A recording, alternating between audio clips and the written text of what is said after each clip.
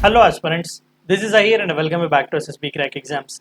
United Nations ने पहली बार एक historic sea treaty high seas से रिलेटेड यहाँ पर साइन की हुई है, जो कि मैराइन प्रोटेक्शन के बारे में डील करती है। तो अब में से कई लोग जानना चाहते थे कि सर ये ट्रीटी इतनी सिग्निफिकेंट क्यों मानी जा रही है। सबसे पहला तो ये हिस्टोरिक क्यों माना जा रहा है, और दूसरा क्या कुछ डिस्कशंस यहाँ पर किए गए थे, अलग अलग मेंबर नेशंस ने किस तरीके के रिस्पॉन्सेस यहाँ पर दिए हुए, उन सभी के बारे में मैं आज के इस वीडियो में डिस्कस करने की कोशिश करूंगा। तो आइए वीडियो को शुरू करते हैं। तो रिसेंटली न्यूज़ चैनल्स में छाया हुआ था कि यूनाइटेड नेशंस के मेंबर्स ने यूनानिमसली यहाँ पर अडॉप्ट किया हुआ है first ever treaty to protect marine life in high seas. देखिए, नेशनल बाउंड्रीज के बाहर जो कोई भी वाटर बॉडीज आते हैं, दरअसल उसे हम हाई सीज कहते हैं। यानी कि जो वेस्ट ओशंस हमारे यहाँ पर अवेलेबल है, उन्हें सही तौर पर प्रोटेक्शन आज भी नहीं प्रोवाइड किया गया है। हालांकि ऐसे कई सारे इंटरनेशनल ट्रीटीज हैं जो वाटर से रिलेटेड, सी लॉ से रिलेटेड डील जरूर करते हैं, लेकिन खासकर इसी तौर पर ओशंस के प्रोटेक्शन के लिए, मैरिन लाइफ के प्रोटेक्शन के लिए इस तरीके की कोई भी ट्रीटी आज तक साइन नहीं की गई है। तो यूएन के चीफ एंटोनियो गुटेरेस साहब ने यहाँ पर बहुत ही ज़्यादा तारीफ की हुई, और उन्होंने ये कहा कि दरअसल ये ट्रीटी जो है वो ओशंस को एक नया चांस देती है ताकि वो फिर से फाइट कर सके, यानी कि खुद के लिए फिर से वो रिकवर कर सके, सस्टेनेबल डेवलपमेंट के तौर पर वो आगे और आ सके। यहाँ पर बात ये बताई जा रही है कि लगभग 193 मेंबर नेशंस जो कोई भी इस डेलीगेशंस में जुड़े हुए थे, नेगोशिएशंस में जुड़े हुए थे, उन सभी ने स्टैंडिंग अप्लॉज यहाँ पर दिया हुआ है। और जब सिंगापुर के एम्बेसडर जो कि ओशन इश्यूज पर यहाँ पर इस नेगोशिएशंस पर जो प्रिसाइड कर रहे थे, जिनका नाम था रीना ली, जब उन्होंने अपने हथौड़े को इस तरीके से टेबल पर मारा हुआ था, ये कहकर के किसी मेंबर स्टेट ने कोई भी ऑब्जेक्शन नहीं दिया हुआ इस ट्रीटी के अप्रूवल को लेकर, तो सभी बहुत ही खुश हो चुके हुए थे। तो वहाँ इस ट्रीटी को हिस्टोरिक इसलिए भी माना जा रहा है क्योंकि किसी भी तरीके का यहाँ पर ऑब्जेक्शन किसी भी मेंबर नेशन से नहीं दिया गया नेगोशिएशंस होने के बाद। तो सबसे पहली चीज आइए जानते हैं कि ट्रीटी दरअसल इंपॉर्टेंट क्यों मानी जा रही है।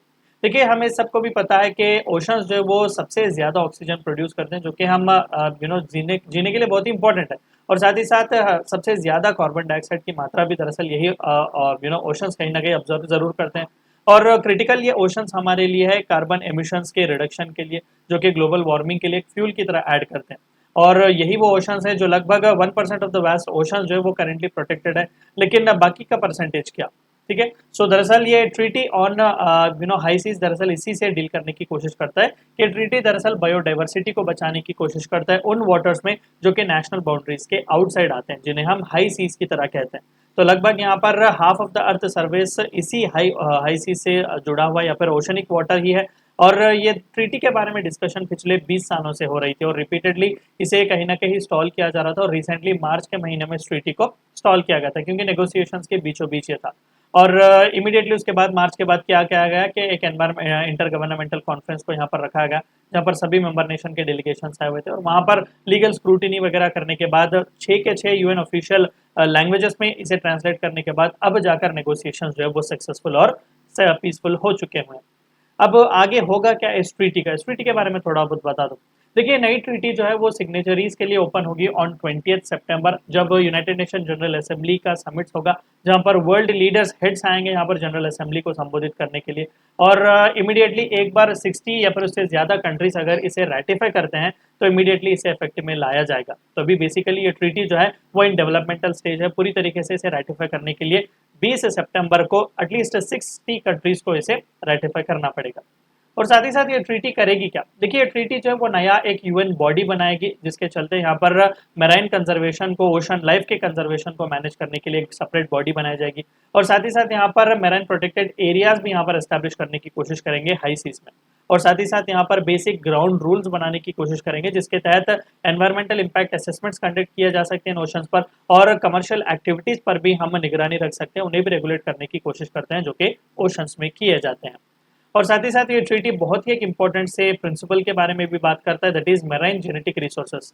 देखिए, कई बार डेवलपिंग और अंडर डेवलप्ड कंट्रीज का ये लांछन जो लगाया गया है वेस्टर्न कंट्रीज और डेवलप्ड नेशंस पर, कि बिकॉज आपके पास फंडिंग अच्छा है, फाइनेंसिंग अच्छी है, आप इनएक्सेसिबल एरियाज पर भी जाकर वहाँ पर रिसर्च वगैरह करते हैं, पैसा आप लगाते हैं, और जो कुछ भी वहाँ से रिसोर्सेज आपको डिराइव होते हैं, जो कुछ भी नए नए डिस्कवरीज आपको मिलते हैं, वो फ्रूट्स दरअसल पूरे दुनिया भर में सही तौर पर शेयर नहीं किए जाते, वो बस आप अपने हद तक ही रखते हो। तो दरअसल ये ट्रीटी इस प्रॉब्लम से भी डील करने की कोशिश करते हैं और बताता है कि जो कुछ भी मैराइन जेनेटिक रिसोर्सेस साइंटिस्ट वगैरह या फिर जो अल्ट्रा डेवलप्ड रिच कंट्रीज जो कोई भी यहाँ पर रिसर्च वगैरह करेंगे, कई सारे जो इंपॉर्टेंट से डिस्कवरीज होंगे या जो कुछ भी एडवांटेज मिलने वाला जो कोई भी चीज़ यहाँ पर मिलेगा वो सभी मेंबर नेशंस के साथ शेयर किया जाएगा। इस ट्रीटी को किस तरीके से अब यहाँ पर कंसीव किया जा रहा है, यानी कि कौन कौन से मेंबर नेशंस कैसे यहाँ पर इस पर रिस्पॉन्स कर रहे हैं। तो सबसे पहला तो एंटोनियो गुटेरेस साहब ने यही कहा कि ये ट्रीटी एक ऐसे टाइम पर आ रहा है जो कि बहुत ही क्रिटिकल है हमारे लिए, जहाँ पर ओशंस एक से ज़्यादा थ्रेट फेस कर रहे हैं। और साथ ही साथ उन्होंने ये भी कहा कि वेदर पैटर्न्स में चेंज हो रहा है, ओशन करंट्स में चेंज हो रहे हैं, राइजिंग सी टेम्परेचर्स हो रहे हैं, मराइन इकोसिस्टम्स को ऑल्ट्रेशन किया जा रहा है, स्पीशीज वगैरह जो वहाँ पर जी रहे हैं पूरी तरीके से थ्रेटेनेड है, ओवर फिशिंग का, ओवर एक्सप्लॉयटेशन का और ओशन एसिडिफिकेशन जैसे प्रॉब्लम्स भी हम फेस कर रहे हैं। तो उन्होंने यही रिक्वेस्ट की और अर्ज किया सभी कंट्रीज को कि कोई भी एफर्ट आप यहाँ पर ना छोड़ें, कि जल्द से जल्द आप इस ट्रीटी को साइन करें और रेटिफाई कर लें, और ये जो क्रिटिकल इश्यूज ओशन फेस कर रहे हैं उसे जल्द से जल्द हम एड्रेस करने की कोशिश करें।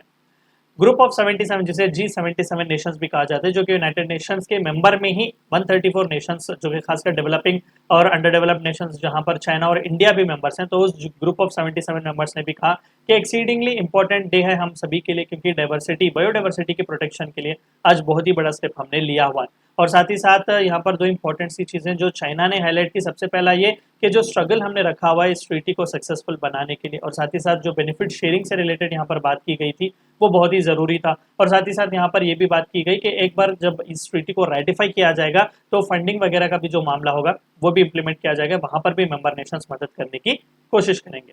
Alliance of small island states, दरअसल यही वो थे जो इस कॉज के लिए बहुत ही स्ट्रांगली वर्क कर रहे थे। पिछले पूरा डेकेड इन्होंने बहुत ही मेहनत की हुई थी, अलग अलग मेंबर नेशंस के साथ इन्होंने डिस्कशंस भी किए हुए थे, तो ये लोग भी बहुत ही खुश थे और उन्होंने यही कहा कि ट्रीटी की वजह से इम्प्लीकेशंस हमारे लाइवलीहुड्स और कल्चर्स और इकोनॉमीज पर भी होंगे। रशिया थोड़ा बहुत नाराज रहा, लेकिन उसने खुद को थोड़े बहुत कंसेंसस देने से डिस्टेंस उसने खुद को किया, खासकर जो टेक्स्ट का अग्रीमेंट था उन्होंने कहा कि दरअसल चंद ऐसे टेक्स्ट हैं जो अनएक्सेप्टेबल हैं। दरअसल उन्होंने एक बहुत ही इंपॉर्टेंट सी चीज़ यहाँ पर हाईलाइट की, उन्होंने ये कहा कि जब इस ट्रीटी की आप बात कर रहे हैं तो ये अंडरमाइन करता है उन प्रोविजंस को जो कि बहुत ही इंपॉर्टेंट है इंटरनेशनल अग्रीमेंट्स पर, खासकर UN convention on laws of seas. किस तरीके से आप यहाँ पर डिफ्रेंशिएट करेंगे चेक्स और बैलेंसेस। देखिए, तो जाहिर सी बात है कि जब नेशनल बाउंड्रीज की बात होती है तो वहाँ पर सॉवरेन कंट्रीज आते हैं, उनके लॉस वगैरह आते हैं, लेकिन जब इंटरनेशनल सीज की जब हम बात कर रहे हैं तो यहाँ पर रीजनेबल बैलेंस कैसा मेंटेन करेंगे, ये कैसा बताएंगे कि कंजर्वेशन का इफेक्ट चल रहा है या फिर सस्टेनेबली रिसोर्सेज के इस्तेमाल को हम यूज कैसे कर रहे हैं। जाहिर सी बात है कि यहाँ पर भी जो वेस्टर्न डोमिनेटेड कंट्रीज हैं वो अपना दबदबा बनाने की कोशिश करेंगे, तो आप उस पॉलिटिसाइजेशन को किस तरीके से रोकोगे। क्लियरिटी उस टेक्स्ट पर यहाँ पर नहीं दी गई, this is what Russia has actually said. और साथ ही साथ यहाँ पर ये हिस्टोरिक अग्रीमेंट जो है वो एक ऐसा हिस्टोरिक अकॉर्ड के बाद आता है जब हमने रिसेंटली 2022 में यूनाइटेड नेशंस बायोडाइवर्सिटी कॉन्फ्रेंस जो कि मॉन्ट्रियल कनाडा में हुआ था, तो वहाँ पर हमने 30/30 का एक कमिटमेंट दिया हुआ था कि 30% लैंड और वाटर को और वहाँ पर जीने वाली बायोडाइवर्सिटी को हम बचाएंगे। और अल्टीमेटली रेबेका हबर्ट जी जो कि डायरेक्टर हैं हाई सीज अलायंस के, जो कि 50 से भी ज़्यादा नॉन गवर्नमेंटल ऑर्गेनाइजेशंस को रिप्रेजेंट कर रही हैं, और United international union for conservation of nature IUCN को भी यहाँ पर वो रिप्रेजेंट करते हैं, उन्होंने भी खुशी जाहिर की कि ये बहुत ही ज़रूरतमंद ट्रीटी थी और जल्द से जल्द इसे कंट्रीज एक्सेप्ट करें, साइन करें और रेटिफाई करें। ये थी चंद बातें आपको जाननी थी इस वीडियो में। वीडियो को एंड करने से पहले आप सभी को एक और बार याद दिला दूं कि SSB क्रैक एग्जाम्स के पास SSB इंटरव्यू से related full fledged online course available है। हर महीने इसके नए बैचेस स्टार्ट होते हैं, अपने फ्रेंड्स के साथ भी इन्फॉर्मेशन जरूर शेयर कीजिएगा। Apart from that, we provide you courses like NDA, CDS, AFCAT and Warrior. 10 is a code which you should use so that you get 10% discount. Meet you next time. Until then, stay healthy, stay safe. Thank you for watching my video. जय हिंद।